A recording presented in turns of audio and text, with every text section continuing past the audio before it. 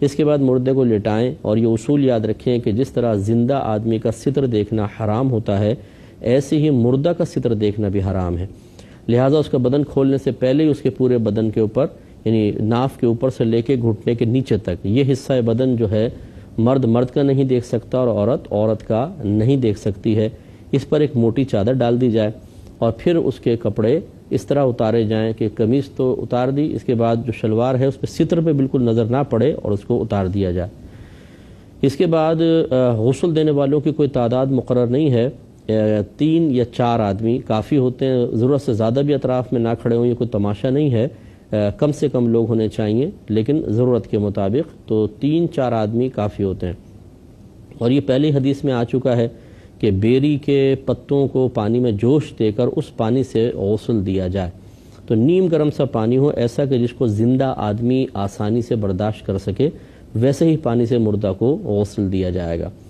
اس میں اب طریقہ کار یہ ہوتا ہے، جو آج کل یہ کفن وغیرہ ملتے ہیں اس میں ایک دستانہ ٹائپ پڑا ہوتا ہے، اس کو ہاتھ پہ اس طرح چڑھا کر پھر اس کی ڈوری ہوتی ہے باندھ لیں، اور پھر مٹی کے ڈھیلے بھی ہوتے ہیں اور روئی رکھی ہوتی ہے، اس سے مردے کو استنجا کروایا جائے گا، یعنی جائے شرم کے اوپر وہ کپڑا پھیرا جائے گا۔ عموماً نکلتا کچھ بھی نہیں ہے کیونکہ جسم خشک ہو جاتا ہے اور اعضاء اب کام کرنا چھوڑ دیتے ہیں، دماغ کام کرنا چھوڑ دیتا ہے، لہٰذا عموماً کچھ نکلتا نہیں ہے، پھر بھی اگر ہو تو بہرحال اس کو صاف کیا جائے گا، اور اس میں دیکھنا نہیں ہوگا، بس ویسی چادر کے نیچے سے استنجا وغیرہ کروا دیا جائے گا۔ اس کے بعد پھر سب سے پہلے میت کو وضو کروایا جائے گا۔ یقینی سی بات ہے کلی اور ناک میں پانی چڑھانا تو ہو نہیں سکتا، تو چہرے دھونے سے ابتدا کی جائے گی، پہلے چہرہ دھویا جائے گا، پھر سیدھا ہاتھ کوہنیوں تک، پھر الٹا ہاتھ کوہنیوں تک، اس کے بعد دونوں پیر دھوئے جائیں گے۔ اور اگر چاہیں تو کوئی روئی گیلی کر کے اس کے دانتوں پر، اور اسی طرح تھوڑی روئی گیلی کر کے ناک کے نتھنوں کے اندر بھی ڈال دیں، تو یہ کلی اور ناک میں پانی چڑھانے کے قائم مقام ہو جائیں گے۔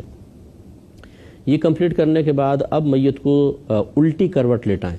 جب الٹی کروٹ لٹائیں گے تو سیدھی جانب اوپر آ جائے گی، کیونکہ سیدھی جانب سے ابتدا کرنے کا جیسے حدیث میں کہا گیا ہے، حکم موجود ہے، تو اس کو سیدھی جانب لٹائیں، اور اس میں پہلے خیال کر لیں کہ چادر کو تھوڑا سا پیچھے کھینچ لیا جائے، تاکہ جب وہ میت ٹیڑھی ہو تو ایسا نہ ہو کہ اس کی مطلب اس کے بیک سائڈ یا کوئی بھی چیز ظاہر ہو، ستر بالکل ظاہر نہیں ہونا چاہیے، اور سیدھی جانب کر کے پھر پانی سر سے لے کر پیر تک پورے پانی کو، پورے ٹخنوں تک پانی کو بہائیں، بلکہ پاؤں کے ناخن تک بہائیں، اور اس کے بعد پھر الٹی جانب کو اس طرح سر سے لے کر پاؤں تک بہائیں۔ وضو کے بعد بعض جگہ یہ بھی لکھا ہے کہ اس کے چہرے کو، سر کے بالوں کو دھو لیں، تو یہ آپ اس میں بھی کر سکتے ہیں، پہلے بھی کر سکتے ہیں۔ اس طرح پورے بدن پر پانی بہہ جائے گا۔ جب سیدھی جانب پانی بہائیں تو تھوڑا ہاتھ اٹھا کے بغل میں پانی ڈالیں، اور ستر کے مقام پر یقیناً چادر ہے، لیکن اس چادر کو جو مددگار ہوں تھوڑا سا اٹھا کر اندر اندازے سے اتنا پانی ڈالیں کہ یقین ہو جائے کہ تمام اعضاء پر پانی بہہ گیا ہے۔ اسی طریقے سے پھر الٹی جانب اس کے اوپر کریں اور سر سے لے کر پاؤں تک پانی بہائیں۔ اس کے بعد میت کو آہستہ سے بٹھائیں، اگر وہ اکڑی ہوئی نہ ہو، ویسے تو لاش اتنی اکڑ جاتی ہے کہ بیٹھتی نہیں ہے، لیکن اگر نیا مردہ ہو بالکل اور فوری طور پہ غسل دیا جائے تو پھر وہ بیٹھ بھی جاتا ہے، اور آہستگی سے اس کے پیٹ کو دبائیں، آہستگی سے، اگر کچھ ہو نکلے تو پھر اس کو دھو دیں۔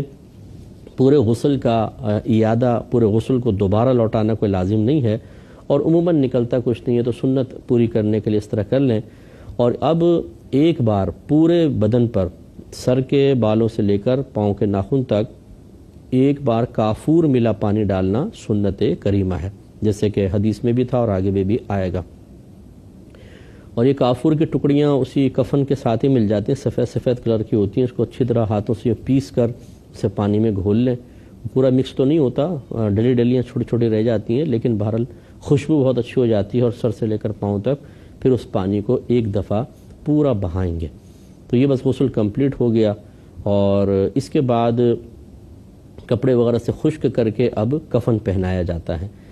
مرد کے لیے 3 کپڑوں کا کفن ہوتا ہے اور عورت کے لیے 5 کپڑوں کا، یہ سنت ہے۔ مرد کے لیے 3 کپڑے، عورت کے لیے 5 کپڑے، لیکن اگر مرد کے کپڑے کم ہیں تو 2 کپڑے بھی کافی ہیں، اور 2 بھی نہ ہوں تو پھر 1 کافی، ایک بڑی چادر میں اس کو لپیٹ دیا جائے۔ اور عورت کے لیے 5 کپڑے ہوتے ہیں کفن کے، اور ان کو پھر پہنایا جاتا ہے۔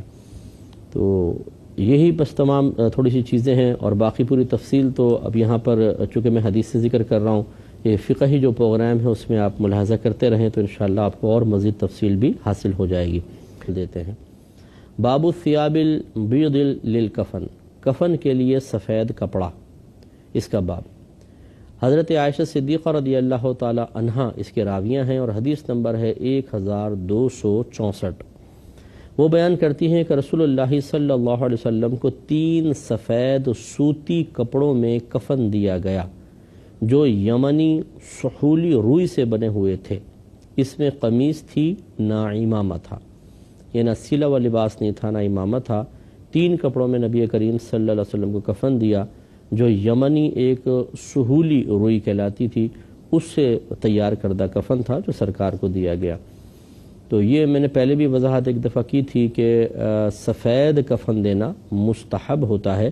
نبی کریم صلی اللہ علیہ وسلم نے ارشاد فرمایا تم سفید کپڑے پہنو اور اپنے مردوں کو سفید کپڑوں میں ہی کفناؤ.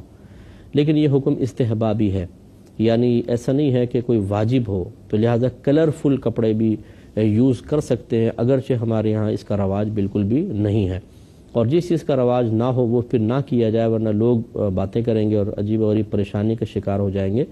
ورنہ مختلف کلر کے کفن ہو سکتے ہیں، اور یہ ضرور ہے کہ قیمتی کفن ہونا چاہیے بشرطے کہ وہاں پر کفن چور وغیرہ نہ ہوں، کیونکہ نبی کریم صلی اللہ علیہ وسلم نے ارشاد فرمایا کہ اپنے مردوں کو قیمتی کپڑوں میں کفناؤ.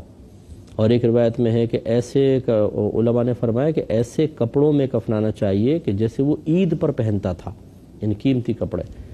اور نبی کریم صلی اللہ علیہ وسلم کے فرمان ذی شان ہے کہ جس طرح زندہ لوگ ایک دوسرے پر اپنے کپڑوں کے سلسلے میں فخر کرتے ہیں، ایسے ہی مردہ بھی اپنے کفن پر دوسرے لوگوں کے سامنے فخر کرتا ہے.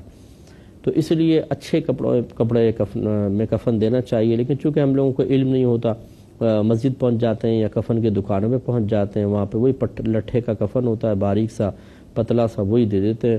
اور یہ تصور نہیں ہے کہ جی مردے کو وہ بھی ایک دوسری دنیا میں جا رہا ہے اور وہاں پر اس کے کفن کے سلسلے میں بھی تعلیم شرع تھوڑی بہت موجود ہے. وہ کچھ پتہ ہی نہیں ہوتا بیچارے لوگوں کو، جو جیسا بولتا رہتا ہے ویسے کرتے رہتے ہیں اور ایسے دفنا دیتے ہیں. تو بہرحال سفید کپڑے پہننا یہ مستحب ہے، کلرفل بھی پہن سکتے ہیں، کبھی کبھار سفید پہن لیں. تو یہ صرف میں نے اس لیے سمجھایا کہ یہاں سفید کلر کا ذکر آیا تو یہ کوئی فرض واجب نہیں ہے. یہی وجہ ہے کہ اگر فرض کر لیں کوئی وصیت کرتا ہے کہ جو میرے پہنے ہوئے کپڑے انہی میں مجھے کفنا دیا جائے، یہ بھی کافی ہے، یہ بھی صحیح ہے. وہ چاہے کیسے کلرفل ہوں ویسے ہی کفنا سکتے ہیں. اگلی حدیث کی طرف آتے ہیں. اچھا یہ بھی ذہن میں رکھ لیں، دیکھیں انہوں نے فرمایا کہ اس میں قمیص تھی نہ امامہ تھا. تو نبی کریم صلی اللہ علیہ وسلم کا جو کفن کی سنت خود اختیار کی گئی ہے، جو آپ نے تلقین فرمائی، وہ مرد کے لیے 3 کپڑوں کی ہی تھی. ایک کپڑا جو ہے وہ تہبند ہے اور ایک چادر کہلاتی ہے، چھوٹی چادر، اور ایک بڑی چادر ہوتی ہے. تو یہ کفنی جس کو ہم کہتے ہیں، کفنی جو ہوتی ہے وہ گلے میں ڈلتی ہے بیچ میں سوراخ کر کے، آدھا کپڑا آگے ہوتا ہے آدھا پیچھے، اور ایک ازار ہوتا ہے، اور ایک ہوتی ہے بڑی چادر جس کو لفافہ کہتے ہیں. 3 کپڑوں میں. امامہ سرکار صلی اللہ علیہ وسلم حالانکہ آپ نے کتنی فضیلتیں ذکر فرمائی لیکن آپ کے کفن میں شامل نہیں تھا. لیکن یہ 3 کپڑوں تک چیز کو محدود رکھنا کوئی اس لیے نہیں تھا کہ فرض واجب کا بیان مقصود ہو. چنانچہ اگر کوئی فرض کر لے، جیسے بی بی زینب رضی اللہ تعالی عنہا کے کفن میں سرکار نے اپنا تہبند شریف رکھوایا، یہ کپڑا اضافی ہوا. ایسے کوئی اگر تبرکن کوئی کپڑا اپنے کفن کے ساتھ رکھواتا ہے، وصیت کرتا ہے، تو یہ صحیح ہے. اسی طرح یہ در مختار میں بھی لکھا ہے کہ اشراف القوم میں سے کسی کا انتقال ہو.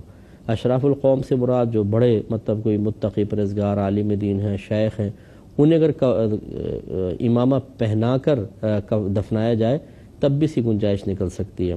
لیکن سنت سے زیادہ قریب یہی ہے کہ بغیر امامے کے انسان کو دفنایا جائے، سنت سے زیادہ قریب یہی چیز ہے.